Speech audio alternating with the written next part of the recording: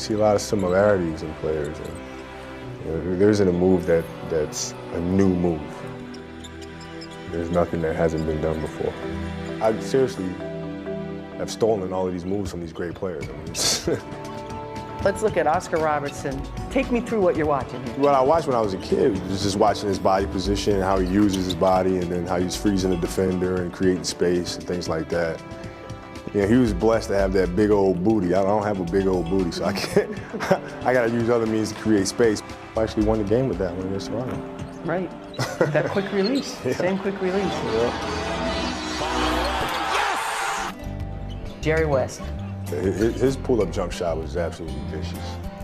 See, that was just, he was more of a dynamic pull-up shot. See that right there? So Oscar's was, using his body, but you see Jerry's kind of like me. He's wiry, kind of uses quickness to get guys off. See? Nice little up fake. I use that a lot too. I'm actually watching the defender a lot and trying to figure out, what is he seeing as an offensive player to make him do what he's doing, or why that makes sense in terms of what is he thinking at that moment, and why did that move work. So tell me what you knew about Elgin Baylor.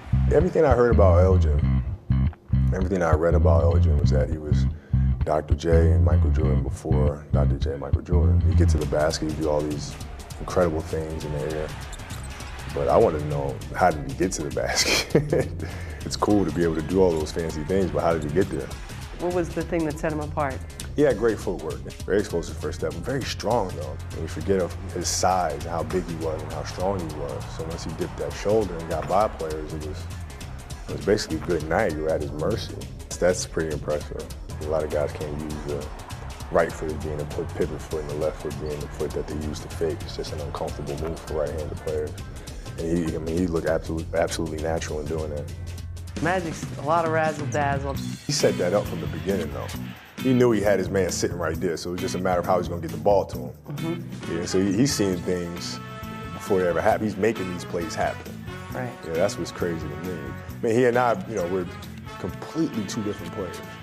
But still in all, there's a lot of things that I can learn, even just from my own curiosity, just because I love the game. It's his vision that sets him apart, isn't it? His court vision?